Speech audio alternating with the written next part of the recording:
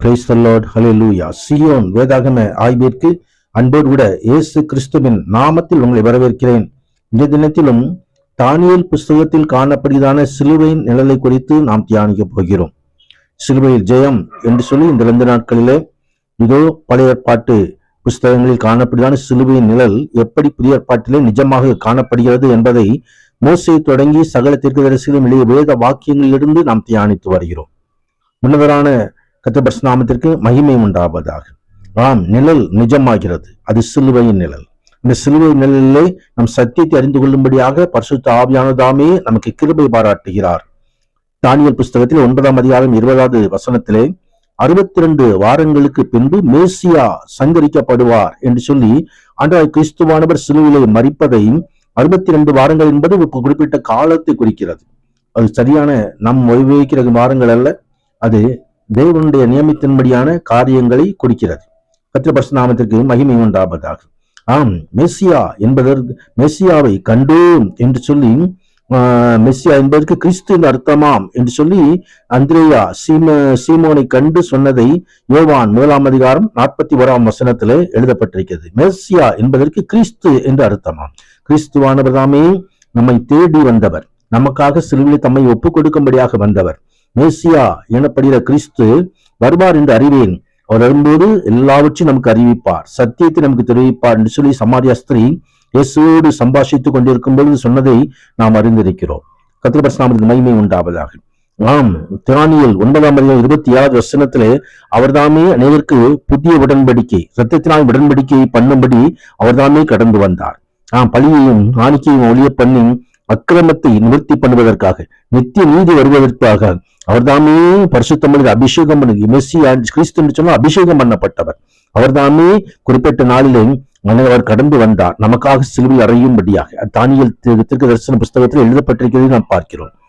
தரிசனங்களிலே பார்த்து கொண்டிருக்கும் போது தானியேல் ஒரு மனுஷகுமாரின் சாயலான ஒருவர் வானத்து மகன்களுடனே வந்தார், நீண்ட ஆயுசுள்ளவர் வந்து அவரிடம் சம்பாஷித்ததை பார்க்கிறோம். கர்த்தருடைய பரிசுத்த நாமத்துக்கு மகிமை உண்டாவதாக. கர்த்தத்துவம் மகிமையும் ராஜரியும் அவர் கொடுக்கப்பட்டது. அவருடைய கர்த்தத்துவம் நீங்காத நித்திய ராஜ்யம், ராஜ்யம் அழியாத ராஜ்யம். அந்த ராஜ்யத்தை தரும்படியாக வந்தார். தேவனுடைய ராஜ்யத்தையும் நீதியை தேடுங்கள் என்று பிரசங்கித்தார். தேவனுடைய ராஜ்யம் சமீபமா இருக்கிறது என்று பிரசங்கித்தார். ராஜரியும் ஆளுகையும் மகத்துவம் மேலான பரிசுத்தம் ஜனங்களுக்கு கொடுக்கும்படியாக கடந்து வந்தார். அதைத்தான் தானியேல் 7ஆம் அதிகாரம் 27வது வசனத்தில் பார்க்கிறோம். அந்த ராஜ்யத்தை நாம் பெற்றுக் கொள்ளும்படியாக அழைக்கப்படுகிறோம். சிலுவையிலே அவர் தாமே நமக்காக ராஜ்யத்தை சம்பாதித்தவர், ராஜ்யத்தின் ஆசீர்வாதங்களை கட்டளையிட்டவர், ராஜ்யத்தின் பிள்ளைகளாகி நம்மை மாற்றுகிறவர். அந்த ராஜ்யத்தை சுதந்திரிக்கும்படியாய், இந்த பரலோக ராஜ்யத்தை நமக்கு தரும்படியாக இந்த உலகத்திலே அருள்நாதர் சிலுவையிலே நமக்காக தன்னையே ஒப்புக் கொடுத்தார். உன்னதமான மனுஷ ராஜ்யத்தை ஆளுகை செய்து தமக்கு சித்தமாயிருக்கிறவனுக்கு அதை கொடுக்கிறார் என்பதை அறிந்து கொள் என்று சொல்லி தானியேலுக்கு அது வெளிப்படுத்தப்பட்டது. ஆண்டோடைய ரட்சிக்கப்பட்ட பிள்ளைகளுக்கு அது கொடுக்கப்படும். தமது சித்தத்தின்படியே வானத்தின் சேனையின் பூமியின் குடிகளையும் நடத்துகிறார். அவர் கையை தடுக்கிறவர் நோக்கி என்ன செய்கிறேன் என்று சொல்லத்தக்க ஒருவரும் இல்லை.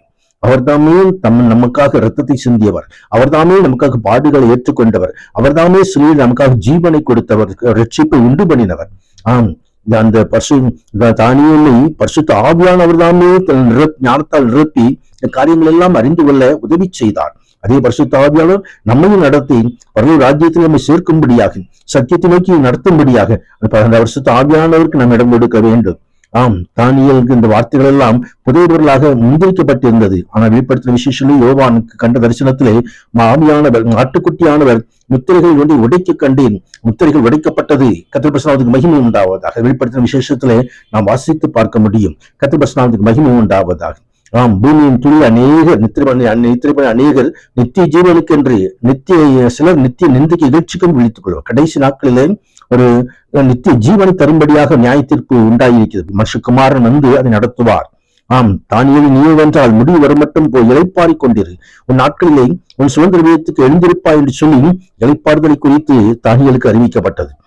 நாமும் கூட இளைப்பாறி இருந்து ஆண்டவருடைய ராஜ்யத்துக்கு எழும்படியாக எக்கால சத்தம் இதோ சீக்கிரமாய் வருகிறேன் என்று சொல்லி நமக்காக அறிவித்தவர் இதோ சீக்கிரம் வரப்போகிறார். வரைக்கு ஆயத்தமாவே உன்னதரான தேவன் தாமே நம்ம ஆத்ம காரியங்களை ஆசீர்வதிப்பாராக.